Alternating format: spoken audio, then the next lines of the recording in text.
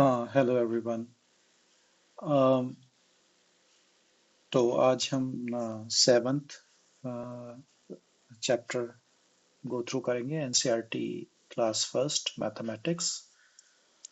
अभी तक हमारी जितनी बात हुई है वो सब काउंटिंग नंबर्स के अराउंड हुई है। अभी इस चैप्टर में बड़ी इंटरेस्टिंग चीज़ हम डिस्कवर करेंगे, तो शुरू करते हैं।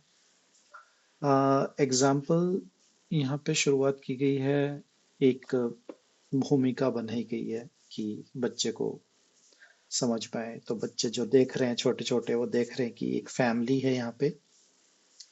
ये लीना है और ये लीना की फैमिली है, और ये एक विलेज में रहते हैं। लीना अपने ग्रैंड पेरेंट्स के साथ और एक ब्रदर शैनबोर के साथ रहती है। Her uncles aunts and cousins live near to their house. तो उसके जो अंकल हैं वो वहीं पर ही, उनका भी घर पास में है। आ, लीना को थोड़ा लंबा दिखना अच्छा लगता था, वो स्टूल पे खड़ी है। अभी यहाँ पे हमें सर्कल करना है कि लीना की फैमिली में, जो लीना की फैमिली है, उस लीना है, उसका ब्रदर है, उसके ग्रैंड पेरेंट्स और पेरेंट्स हैं, उसके अंदर कौन सबसे ज्यादा लंबा है। तो यही एक चीज आपको समझ जानी चाहिए कि यहाँ पर इस पूरे चैप्टर में हम बात करेंगे कंपैरिजन की। चीजों को हम अभी नापना, मेजर करना नहीं शुरू कर रहे हैं। अभी हम जस्ट बच्चों को ये दिखाना शुरू कर रहे हैं कि डिफरेंस कैसे पता करें, राइट। बच्चे शुरू से ही अननोइंगली ये चीज खुद से ही शुरू कर देते हैं। पापा, वो भैया मुझसे लंबा है, मैं उससे लंबी हूँ, ये मुझसे छोटा है। कई बार वो बड़े छोटे हों ना, उन्हें एज का नहीं समझ में आता, उन्हें हाइट से ही कंपैरिजन करना आता है। कई बार वो कहते हैं, पापा आप तो दादाजी से भी लंबे हो, है ना। तो तो बच्चों का मतलब ये चीज, पहली चीज है जो बच्चे नोटिस करना शुरू करते हैं, कौन लंबा है, कौन छोटा है, क्या हल्का है, क्या भारी है। वो कुछ चीज उठा पाते, कुछ चीज नहीं उठा पाते, कुछ चीज उनसे बहुत दूर है, कुछ चीज उनके पास है। तो ये इजिली जो दिखने वाली, समझ में आ जाने वाली चीज है, बच्चे इसी से शुरुआत करते हैं। अब ये हमारा प्रयास होना चाहिए, हमें उन्हें एनकरेज करना चाहिए कि इस चीज के लिए और अवेयर बने, राइट। इन डिफरेंसेस को देखने के लिए और अवेयर बने। तो जैसे कि पिछले चैप्टर्स में हमने बात करी थी, और जो फर्स्ट चैप्टर में भी मैंने शुरुआत की थी कि मैथमेटिक्स क्यों जरूरी है, तो मैथमेटिक्स का एक हिस्सा था काउंटिंग का, दूसरा हिस्सा यहाँ पर शुरू हो रहा है मेजरमेंट का, कि हमारे आसपास जो भी फिजिकल एंटिटी है उन्हें हमें नापने की जरूरत है, राइट। कुछ भी चीज बनानी है, कुछ चीज लेकर आनी है, तो हमें नापना पड़ेगा। घर में सब्जी आ रही है, हमें जानना पड़ेगा कि वो कितनी लानी है, कितने किलो की आनी है, कितने डजन्स में आनी है। अब कोई हमें अपने लिए पैंट सिलवानी है, तो हमें पता होना चाहिए कि हमारी लेंथ पैंट की कितनी होनी चाहिए, मेजर, लंबाई कितनी होनी चाहिए। छोटा है तो हमें थोड़ा छोटा लेना होगा। कोई स्वेटर बनाना है तो स्वेटर के लिए ऊन कितनी लानी है, तो कितना बड़ा, कितने बड़े इंसान के लिए वो स्वेटर बनना है, उसी हिसाब से ऊन का डिसाइड होता है कि हमें ऊन कितनी चाहिए, राइट, वूल। तो यही इसी चीज की बात यहाँ पर की गई है। लीना की फैमिली ने सबको इनवाइट किया, फैमिली मेंबर्स को। उसके अंकल भी आए, अंकल के बच्चे भी आए, अंकल की वाइफ भी आई, तो सब आए। अब उसमें यहाँ पर इस पिक को दिखाते हुए बच्चों से ये सवाल किया जा सकता है कि बच्चों, बताओ कि how many members are there in Leena's family. तो यहाँ पर वो काउंट कर लेंगे, right. 1 2 3 4 5 6 7 8 9 10। Tick the tallest member in the family. तो लीना के फादर सबसे टॉल लग रहे हैं। Draw A cap on the shortest family member. सबसे शॉर्टेस्ट फैमिली मेंबर ये गुड़िया है, जो कि लीना से भी लीना के कजन है। ये सबसे छोटे, तो इसके ऊपर कैप बनानी है। तो यहाँ पर एक थोड़ा सा मुश्किल सवाल पूछा गया है, जो कि हमें थोड़ा सा उसका लेवल लगाना पड़ेगा स्केल से बच्चे के दिखा के कि who is taller than Leena's mother but shorter than Leena's father. ऐसा इस पिक में कौन है जो कि लीना की मदर से तो बड़ा है बट लीना के फादर की हाइट से छोटा है? तो अगर हम देखें यहाँ से लेके जाएं तो लीना की मदर से लीना की आंट थोड़ी बराबर है, लीना की ग्रैंड मदर थोड़ी छोटी है, बट लीना के जो अंकल है वो थोड़े बड़े हैं। बट लीना के अंकल लीना के फादर से छोटे हैं, तो लीना के अंकल इस क्राइटेरिया में फिट होते हैं। Who is tallest and shortest member of your family? ये अब बच्चे से सवाल किया जा सकता है, उनसे पूछा जा सकता है, बच्चे तुम सबसे मिलते हो, हमारी फैमिली में कौन सबसे बड़ा है, कौन सबसे छोटा है। फिर क्लास के ऊपर बात आ जाती है कि क्लास में कौन सबसे छोटा है और क्लास के अंदर कितने बच्चे हैं जो कि तुमसे टॉल हैं।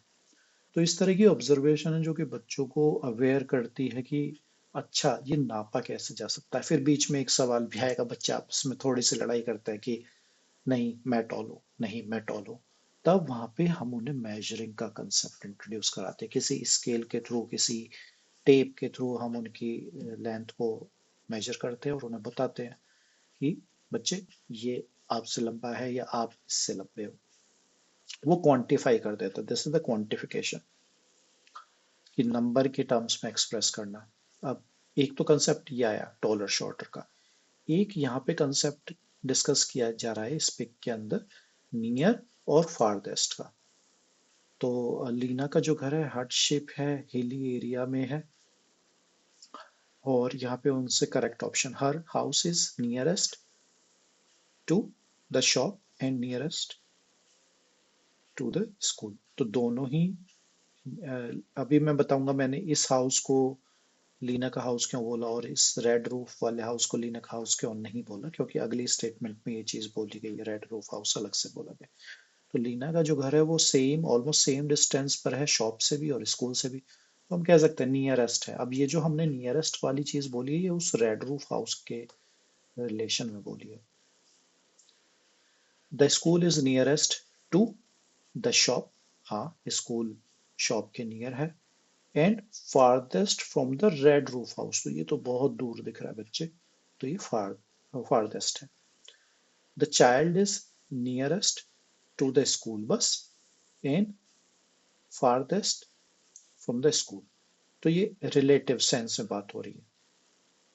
वो शायद इस घर से सबसे ज्यादा दूरी तो इस घर से, बट अगर हम इन दोनों का कंपेयर करें तो बच्चा अ, बस के बहुत ज्यादा करीब है और स्कूल से बहुत ज्यादा दूर है। तो ये नियर और फार का कंसेप्ट हो गया। अभी यहाँ पर एक अमेजिंग फैक्ट शेयर किया गया है, अभी रिसेंटली में ये सरदार वल्लभ भाई पटेल, जिसे स्टैचू ऑफ यूनिटी भी कहा जाता है, गुजरात में ये बनाई गई है। ये टॉलेस्ट स्टैचू है वर्ल्ड की। तो एक बच्चे का वही क्यूरियसिटी जनरेट करने के लिए ये अमेजिंग फैक्ट शेयर किया गया। ऐसे ही 3 पेंसिल दी गई, उसमें से शॉर्टेस्ट कौन सी है, लॉन्गेस्ट कौन सी है। ये हेयर्स हैं 3 बच्चियों के, इसमें से लॉन्गेस्ट हेयर किसके हैं। ये 3 वेजिटेबल्स हैं, इसमें से शॉर्टेस्ट कौन सी है। शर्ट है तो उसमें से शॉर्टेस्ट कौन सी है। थिक, यहाँ पर थिक और थिन का भी कंसेप्ट इंट्रोड्यूस किया गया कि कौन सी बुक थिक है, यहाँ पे कौन सा पैकेट थिक है। यहाँ पे थिन की बात हुई है कि अच्छा यहाँ पे लॉन्गेस्ट है, यहाँ पे शॉर्टेस्ट है, यहाँ पे थिकेस्ट है, यहाँ पे थिनेस्ट है। सबसे थिन कौन सा है ना, कैंडल्स में सबसे थिन कैंडल कौन सी है, ट्री में सबसे कौन सा। तो ये थिक, थिन, लॉन्गेस्ट, शॉर्टेस्ट, ये सारी चीजें जो वो समझाई है डिफरेंट डिफरेंट एक्टिविटीज से। ड्रॉ अ स्टिक और बैम्बू लॉन्गर देन दिस, तो एक स्टिक बनाइए या बैम्बू जो इससे लंबा हो। तो draw rope, rope shorter than this, तो इस रोप रस्सी से छोटी रोप बनाइए। तो ये एक बच्चा ऑब्जर्व करेगा, कंपेयर करेगा और फिर बड़ा छोटा बनाएगा। दादी is checking the length of Chitra sweater by hand span, तो हैंड स्पैन मतलब हमारा जो थंब है उसका लास्ट एंड और जो स्मॉलेस्ट फिंगर है उसका लास्ट एंड। तो इसको पूरा अगर फैला के हम किसी का डिस्टेंस नापेंगे तो उसे हैंड स्पैन कहेंगे। अभी हम स्केल वगैरह या कोई मेजरमेंट यूनिट की बात नहीं कर रहे हैं, अभी हम हैंड स्पैन से काम चला रहे हैं। कोई छोटी चीज है तो उसके लिए हम फिंगर का भी रख सकते हैं कि फिंगर से हम उस चीज को नाप सकें। तो यहाँ पर फिर चित्रा को एक्टिविटी करनी है। अपने बच्चों को बोल सकते हैं ये एक्टिविटी करने के लिए कि कोई रजिस्टर है, पेंसिल है, कोई स्टिक है, टेबल है, वो कितने हैंड स्पैन की है। और इनका जवाब अलग अलग मतलब अलग अलग आता है। किसी का हाथ बड़ा होगा तो उसे कम हैंड स्पैन लगेंगे, किसी का हाथ छोटा होगा तो ज़्यादा हैंड स्पैन। तो ऐसे ही एक्टिविटी करने को दी जा सकती है। टेबल, बैग, क्लासरूम कितने हैंड स्पैन, मैथ बुक कितने हैंड स्पैन। फिर यहाँ पर एक और एक्टिविटी दी गई है, can Chitra use hand span to find the length of all these things. तो हैंड स्पैन का यूज करके किन ऑब्जेक्ट्स की लेंथ पता की जा सकती है, लंबाई। और इरेजर के केस में या पेन के केस में शायद हैंड स्पैन नहीं चलेगा, तो यहाँ पे हमें finger, one finger thick, one finger का है लेंथ, या टू फिंगर है, या सिक्स फिंगर्स हैं पूरी पेन के केस में। तो इस तरीके से हम पता करेंगे। ये मेजर करने के तरीके बताए जा रहे हैं। अभी हम उनको इंचेस, यूनिट्स वगैरह हम अभी नहीं इंट्रोड्यूस कर रहे छोटे बच्चे को, राइटली सो उन्हें समझने में दिक्कत होगी। इसी तरीके से बॉटल, ये कंपैरिजन की माई गैस माई फाइंडिंग, है ना। पहले बॉटल को रख दीजिए, फिर पूछिए, पहले उन्हें गैस करने के लिए कहिए, फिर उनसे कहिए कि एक्चुअल में मेजर करें, तो पता चल जाएगा। तो बच्चों के लिए एक्टिविटी की एक्टिविटी, और उन्हें एक आइडिया लगना शुरू होगा कि अगर आगे से वो किसी चीज़ को देखेंगे तो उनमें एक एस्टिमेट बनाने का तरीका शुरू हो जाएगा कि अच्छा, कोई की है तो इट्स लाइक 4 फिंगर वाइड,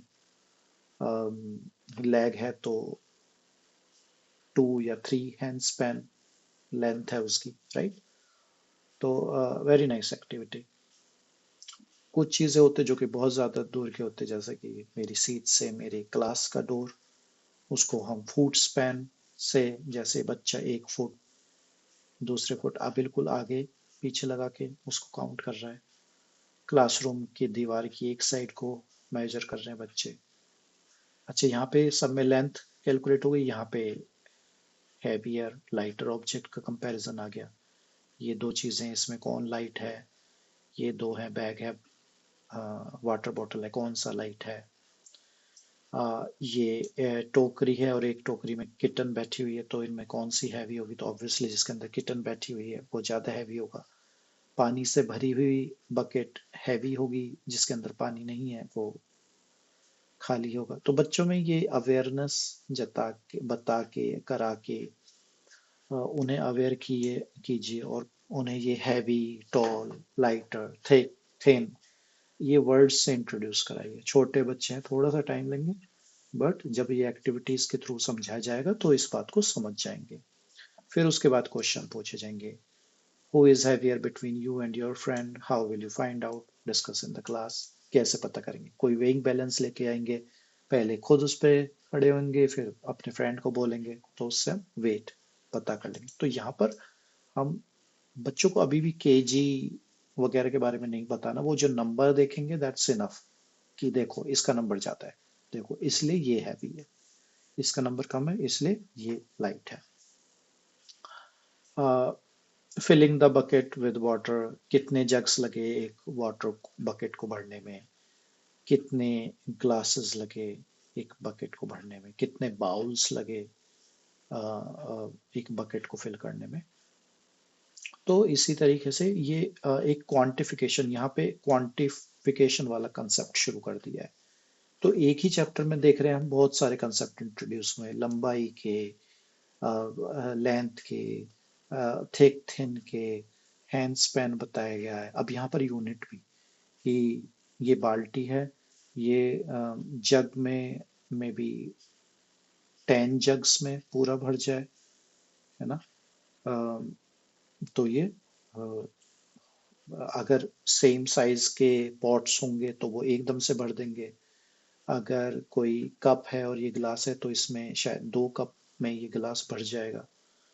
तो इस तरीके से हम एक यूनिट भी बता सकते हैं। एक तरीके से यहाँ पे ये एक्चुअली यूनिट्स क्वांटिफिकेशन की बात हुई, कितने 4 जग में या 10 जग में बकेट फिल हो रही है, हो सकता है 30 ग्लासेस लगे उसी सेम बकेट को भरने में। तो उससे हम ये भी बच्चों से पूछ सकते हैं, देखो इसका मतलब ये हुआ कि जग में जितना पानी आ रहा था उतना पानी ग्लास में नहीं आया, ग्लास में कम पानी आया। तो इससे अगेन एक कंपैरिजन बता दिया बच्चे को।